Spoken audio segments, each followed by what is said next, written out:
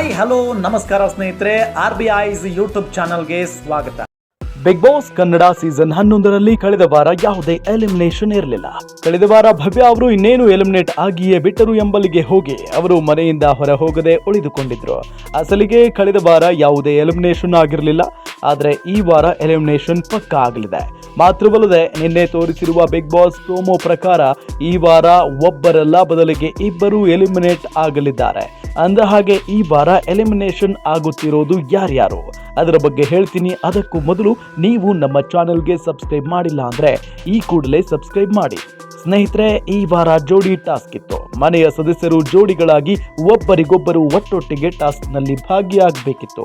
ಪರಸ್ಪರ ಸೊಂಟಕ್ಕೆ ಪಟ್ಟಿ ಕಟ್ಟಿಕೊಂಡು ಒಟ್ಟಿಗೆ ಬಾಳಬೇಕಿತ್ತು. ಇದೇ ಕಾರಣಕ್ಕೆ ಈ ವಾರ ಜೋಡಿ ಎಲಿಮಿನೇಷನ್ ಆಗಲಿದೆ ಎನ್ನುವ ಸುಳಿವನ್ನ ಶನಿವಾರದ ಎಪಿಸೋಡ್ನಲ್ಲಿಯೇ ಸುದೀಪ್ ನೀಡಿದ್ರು. ಅಲ್ಲದೆ ಕಳೆದ ವಾರ ಎಲಿಮಿನೇಷನ್ ಆಗಿರದ ಕಾರಣ ಈ ವಾರ ಇಬ್ಬರು ಎಲಿಮಿನೇಟ್ ಆಗಬಹುದು ಎಂಬ ಊಹೆಯು ಪ್ರೇಕ್ಷಕರಿಗೆ ಇತ್ತು. ಕಳೆದ ವಾರ ಭವ್ಯ ಗೌಡ ಇನ್ನೇನು ಎಲಿಮಿನೇಟ್ ಆದರು ಎಂಬಲ್ಲಿಗೆ ಹೋಗಿ ವಾಪಸ್ ಬಂದಿದ್ರು. ಧನ್ರಾಜ್ ಸಹ ಲಿಸ್ಟ್ ನಲ್ಲಿದ್ರು. ಆದರೆ ಅವರನ್ನ ಶನಿವಾರವೇ ಸುದೀಪ್ ಸೇಫ್ ಮಾಡಿದ್ದಾರೆ. ಶನಿವಾರದ ಎಪಿಸೋಡ್ ನಲ್ಲಿ ಸುದೀಪ್ ಅವರು ಧನ್ರಾಜ್, ಮೋಕ್ಷಿತಾ ಮತ್ತು ಗೋಲ್ಡ್ ಸುರೇಶ್ ಅವರನ್ನ ಮಾತ್ರವೇ ಸೇಫ್ ಮಾಡಿದ್ದಾರೆ. ಇನ್ನೂ ಹಲವು ಸ್ಪರ್ಧಿಗಳು ನಾಮಿನೇಷನ್ ತೂಗುಗತ್ತಿಯ ಕೆಳಗೆ ಇದ್ದಾರೆ. ಈಗ ಹರಿದಾಡುತ್ತಿರುವ ಸುದ್ದಿಗಳ ಪ್ರಕಾರ ಅನುಷಾ ರೈ ಅವರು ಈ ವಾರ ಬಿಗ್ ಬಾಸ್ ನಿಂದ ಎಲಿಮಿನೇಟ್ ಆಗಿದ್ದಾರೆ.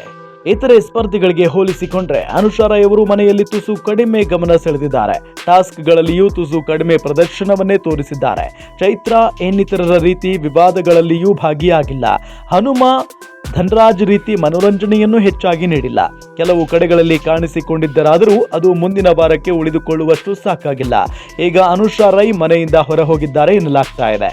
ಇನ್ನು ಸುದೀಪ್ ಈ ವಾರ ಜೋಡಿ ಎಲಿಮಿನೇಷನ್ ಎಂದು ಹೇಳಿರುವ ಪ್ರೋಮೋ ಬಿಡುಗಡೆ ಮಾಡಲಾಗಿದೆಯಾದರೂ ಈ ವಾರ ಜೋಡಿ ಅಲ್ಲ, ಬದಲಿಗೆ ಒಬ್ಬರೇ ಎಲಿಮಿನೇಟ್ ಆಗಿದ್ದಾರೆ ಎನ್ನಲಾಗ್ತಾ ಇದೆ.